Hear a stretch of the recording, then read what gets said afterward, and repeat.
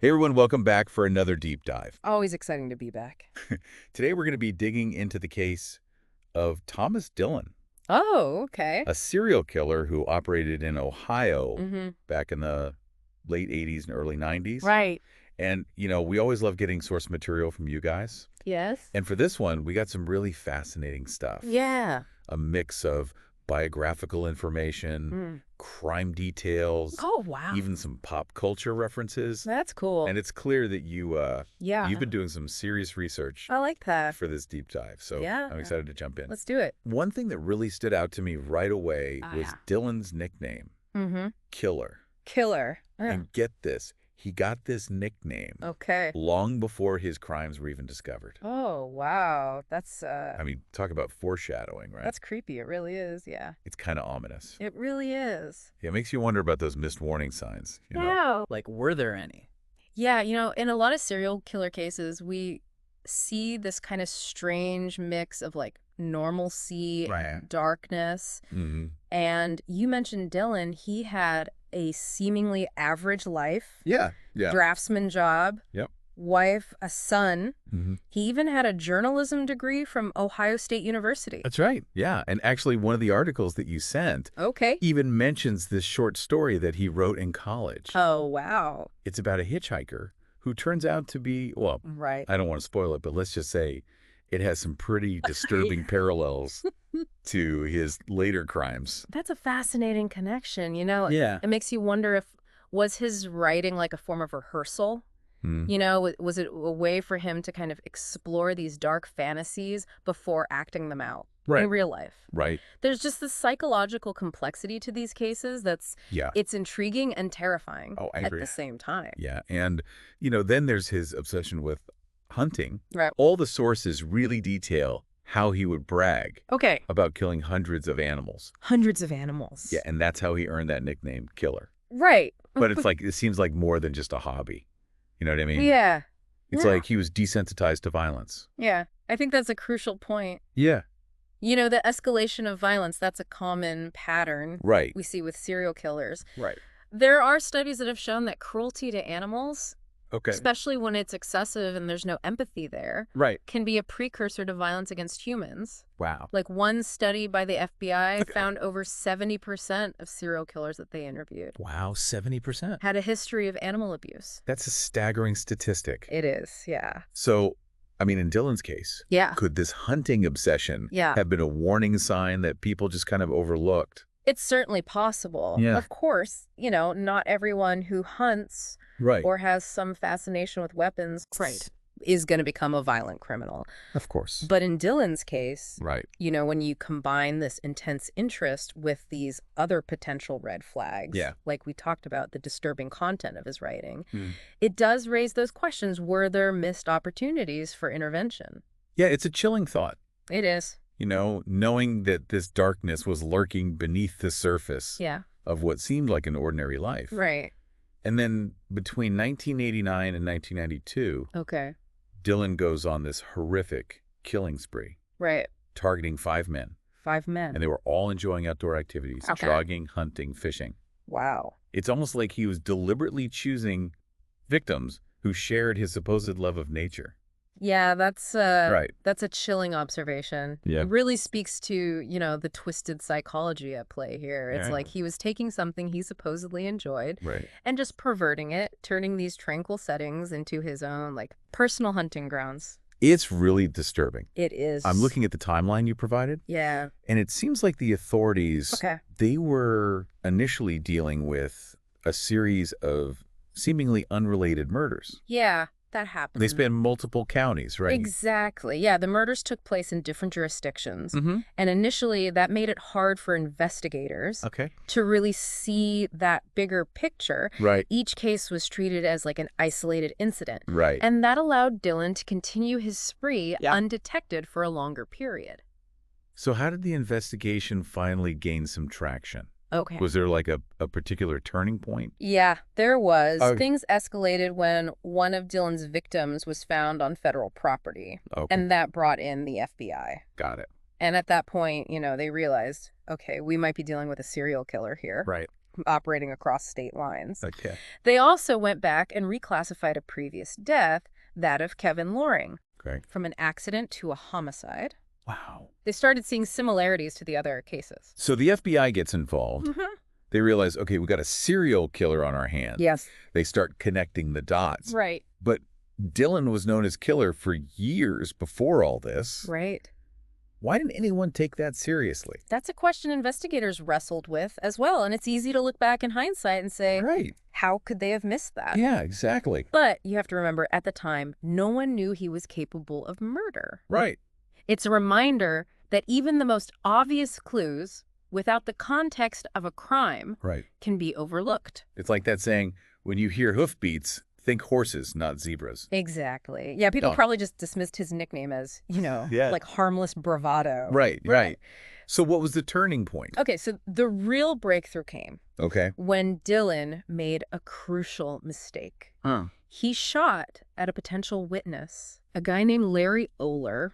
Okay. Larry thankfully managed to escape Cool. and reported him to the police. That must have been terrifying for Mr. Oler. Oh, absolutely. But what a stroke of luck Yeah, for the investigation. absolutely. Did they arrest him for attempted murder then? Not exactly. Okay. They were still building a case, Yeah. linking him to the murders.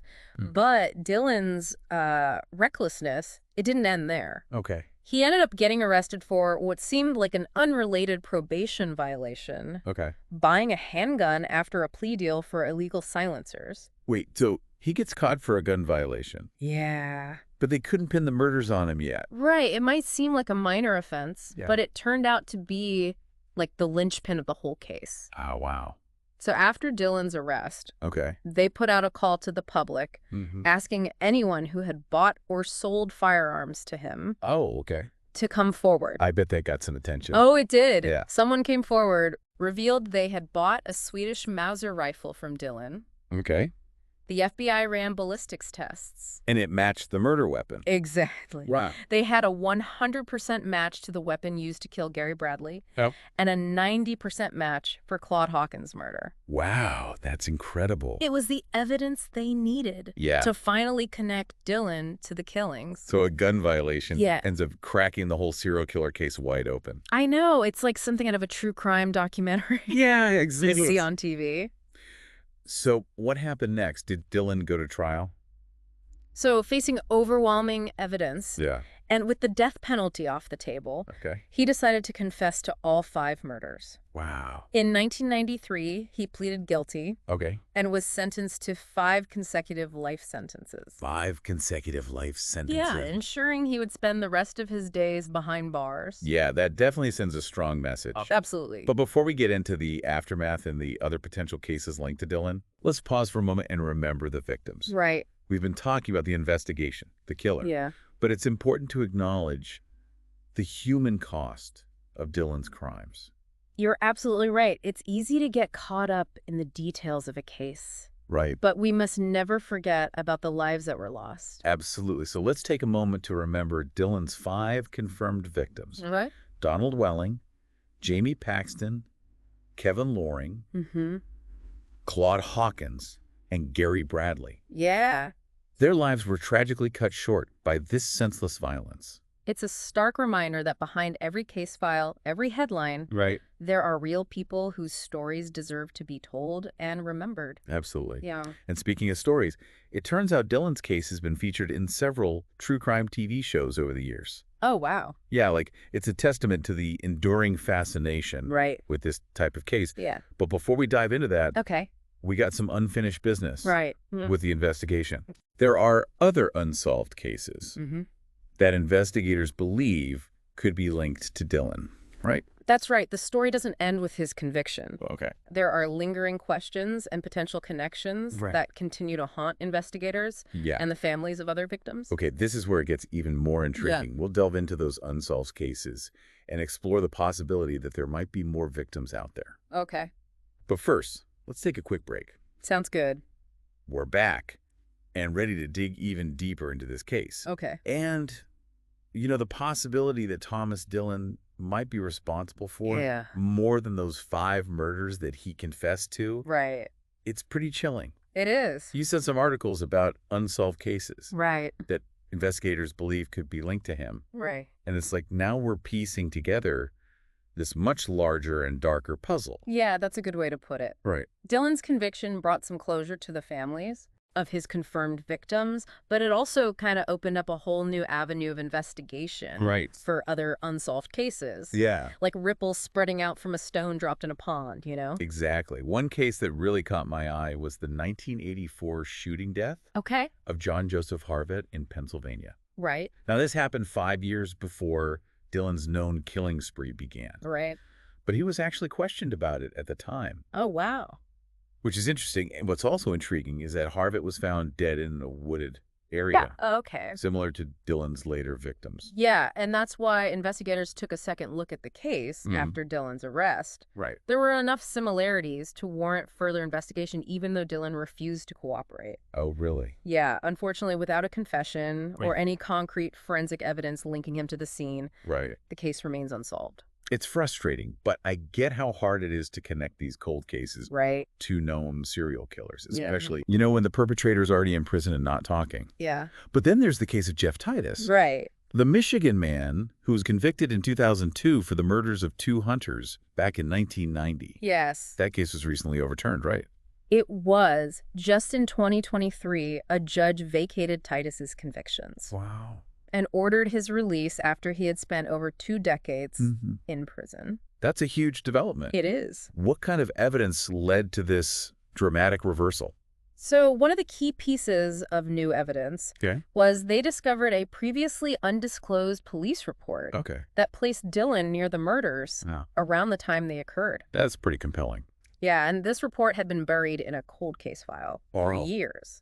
And, you know, it contradicted the prosecution's timeline and cast serious doubt on Titus's guilt. That's incredible. It is. It makes you wonder how many other crucial details might be hidden away in those cold case files, just waiting, you know, to be discovered. Absolutely. It highlights the importance of constantly reevaluating evidence, keeping an open mind, even in cases that seem closed. Right. And with all the advancements in forensic science, especially DNA technology, we're seeing more cold cases being revisited and potentially solved. It's like a race against time, using cutting-edge tech to unlock secrets from the past. I read somewhere that Dillon's DNA is now being compared to unsolved cases across multiple states. It's pretty amazing. It's both fascinating and terrifying to think that even after his death, his shadow still looms over these unsolved crimes. It does, and it raises an interesting question. Okay. What are the ethical considerations of using a deceased person's DNA to potentially link them to other crimes? That's a good question. It's complex. There are no easy answers. Right. There are privacy concerns and the question of consent. Yeah. But then at the same time, if it could bring closure to families who have been waiting decades for answers, it feels like a necessary step. I agree. It's a reminder that the pursuit of justice never truly ends. Well said. So let's shift gears for a moment and talk about how Dillon's case has been portrayed in popular culture. All right. You mentioned that you found some pop culture references in the sources you provided. I did. Yeah. It seems like Dillon's story has been featured in a surprising number of true crime TV shows. Oh, really? Yeah, there's the FBI Files, Crime Stories, Evil, I, Killer in Question, and Twisted Killers, just to name a few. That's not uncommon for high-profile serial killer cases. Right. There's just a certain fascination with these types of stories. This desire to try to understand the darkness that can exist in seemingly ordinary people. I think you're right. True crime shows offer a glimpse into the minds of both the perpetrators and the investigators who are trying to stop them. It's compelling. It's a complex and often disturbing genre, but it's undeniably popular. It is. Have you ever watched any of these shows? I have. I find them to be a fascinating blend of entertainment and education. Some shows do a better job than others of presenting the facts objectively and avoiding sensationalism. Right. It's like anything else in the media. Yeah. It's important to consume it critically and remember that behind every case, there are real people whose lives have been impacted. Exactly. These shows can be informative and even helpful, raising awareness about crime prevention and vigilance. But they also have this responsibility to portray these events respectfully and avoid exploiting the victims or their families. Well said. So while Dillon's case might provide fodder for true crime entertainment, it's essential to remember the human element at the heart of it all. Absolutely. It's easy to get caught up in the investigative puzzle or the psychological profile of the killer, but we can't lose sight, of the victims and the families who were forever changed by his actions. Absolutely. And that brings us back to the question of legacy. What is the lasting impact of a case like this? How do we make sense of the senseless? Those are profound questions, and I think they're worth exploring further. We've covered a lot of ground today. We have. From the chilling details of Dillon's crimes to the complex investigations and the possibility of more victims out there. We've even touched on the ethical considerations surrounding cold cases and the role of pop culture in shaping our understanding of these events. But before we wrap up this deep dive, I'd like to spend a few more moments reflecting on the broader implications of Dillon's case. It's incredible to think about how one person's actions can have such a lasting impact. Yeah, it's true. We've been talking about Thomas Dillon and his confirmed victims. But these potential unsolved cases, it suggests this ripple effect. It does. That extends way beyond what we know for sure. It's a stark reminder that, the impact of violent crime goes way beyond those immediate victims. Families, communities, even investigators, they carry the weight of these events. For years, sometimes decades. And in Dillon's case, the fact that he died in prison in 2011 doesn't really give full closure, does it? No, not really. Because there's still so many unanswered questions. Exactly. His death, it might mark the end of his physical, reign of terror. But the psychological and emotional toll that continues, and for the families of potential victims still waiting for answers, that search for the truth, it goes on. It makes you think about the importance of ongoing research and investigation. Absolutely. Even for cases that seem closed or cold, who knows what breakthroughs in forensic science might be revealed in the future. Absolutely. Yeah, advances in DNA technology, for instance, have revolutionized the way we approach these cold cases now. And it's not just about identifying perpetrators, it's about exonerating the wrongly convicted, like we saw with Jeff Titus. That's a really powerful example of how science and justice can really intersect. Absolutely. It gives hope to those who are still seeking answers. It does. Even after years of uncertainty. Yeah, it's a testament to the perseverance of investigators, advocates, and families who refuse to let these cases fade away. They remind us that the pursuit of justice, it's a marathon, not a sprint. Well said. And this deep dive has been incredibly eye-opening. I knew about Dillon's crimes, but I had no idea about the potential scope of his actions. Or these ongoing efforts to connect into other unsolved cases. Yeah, that's the power of these deep dives. It is. They allow us to go beyond the surface. Explore the complexities and nuances of a case. That might otherwise remain hidden. And it's all thanks to our listener. Absolutely. Who sent in this incredible collection of sources. Yeah, it's amazing. They've clearly done their homework, and their curiosity has led us down some fascinating paths. It has. And at times, unsettling paths. Absolutely. So to our listener who sent in these sources, thank you for sparking such a compelling conversation. You've helped us shed light on a dark chapter in history. We appreciate it. And reminded us that the pursuit of justice, truth, and understanding is an ongoing endeavor. It really is. It never ends. No. And to our listeners out there, if this case has piqued your interest, I really encourage you to explore the resources that are available online. Yeah, there's a lot out there. And continue to learn about, the complexities of serial crime. Absolutely. The importance of forensic science. And the ongoing efforts to bring closure to families who have been affected by these tragedies. Very important. And remember, knowledge is power. It is. The more we understand about these cases, the better equipped we are to recognize warning signs. Absolutely. Advocate for victims and work towards a safer future for everyone. Couldn't have said it better myself. Thanks for joining us on this deep dive into the life and crimes of Thomas Dillon. It's been a journey. Yeah, a journey into the darkness, but also a reminder of the resilience of the human spirit. Yes. And the importance of never giving up on the pursuit of truth and justice. That's right. Until next time, stay curious, stay informed, and stay safe. See you next time.